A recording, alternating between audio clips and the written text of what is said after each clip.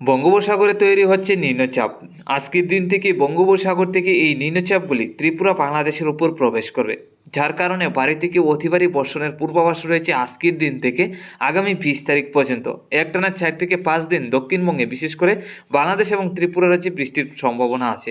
এই যে দেখুন, বঙ্গোপসাগরে নিম্নচাপগুলি দেখতে পাচ্ছি আজকের দিন থেকেই এই নিম্নচাপগুলি প্রবেশ করবে মায়ানমার হয়ে বাংলাদেশ এবং ত্রিপুরা রাজ্যে, বিশেষ করে বাংলাদেশের চট্টগ্রাম হয়ে আমাদের ত্রিপুরার দিকে এগিয়ে আসবে এই নিম্নচাপগুলি, যার কারণে বাড়ি থেকে অতি ভারী বৃষ্টির পূর্বাভাস রয়েছে।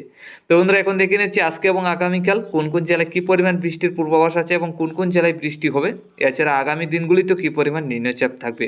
আজ 15 জুন রবিবার 2025। আজকে সকাল থেকে যখন যেটা দেখতে পাচ্ছি বাংলাদেশের উত্তরে রংপুর, সিলেট, ময়মনসিংহ, এছাড়া উত্তরে শিলিগুড়ি, আলিপুরদুয়ার, গুয়াহাটি, আসামের শিলচরের সাইড নিয়ে নিম্নচাপ আছে।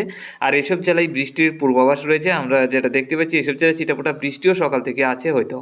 আমাদের ত্রিপুরা, চট্টগ্রাম, খুলনা, বরিশাল, কুমিল্লার দিকে মোটামুটি পরিষ্কারই, নিম্নচাপও নেই, তেমন বৃষ্টিরও সম্ভাবনা দেখতে পাচ্ছি না।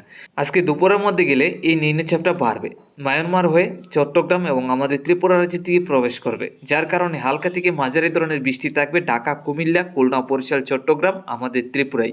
তাতে বন্ধুরা যেটা দেখতে পাচ্ছি দুপুর থেকে নিম্নচাপ প্রবেশ করার সম্ভাবনা আছে।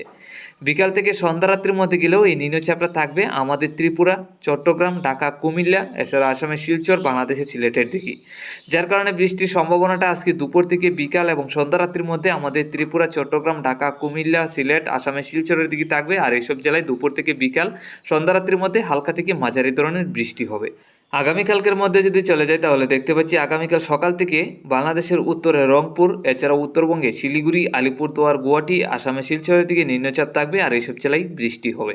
এছাড়া বাংলাদেশের দক্ষিণের জেলা আমাদের ত্রিপুরা সহ পরিষ্কারই। দুপুরের 12টার পর থেকে 2টা থেকে 3টার মধ্যে আবারও নিম্নচাপ বঙ্গোপসাগর থেকে মায়ানমার হয়ে চট্টগ্রাম, আমাদের ত্রিপুরা রাজ্যের দিকে প্রবেশ করার সম্ভাবনা, যার কারণে 12টার পর থেকে 2টা থেকে 3টার মধ্যে আবারও নিম্নচাপ থাকবে আমাদের ত্রিপুরা সহ বাংলাদেশের একাধিক জেলায়, বিশেষ করে দক্ষিণের জেলাগুলির দিকে দেখুন যেটা দেখতে পাচ্ছি তাতে হালকা থেকে মাঝারি ধরনের বৃষ্টি হবে সম্পূর্ণ বাংলাদেশ, আমাদের ত্রিপুরায়।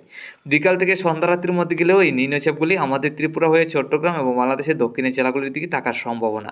মধ্যরাত্রির মধ্যে গেলে কিছুটা পরিষ্কার হবে। তো বন্ধুরা, আগামীকালকেও যেটা দেখতে পাচ্ছি আপডেট রয়েছে, আগামীকাল দুপুরের পর থেকে বিকাল সন্ধ্যা রাত্রির মধ্যে হালকা থেকে মাঝারি ধরনের বৃষ্টির সম্ভাবনা, তাতে বাড়ি থেকে অতি ভারী বর্ষণও হতে পারে।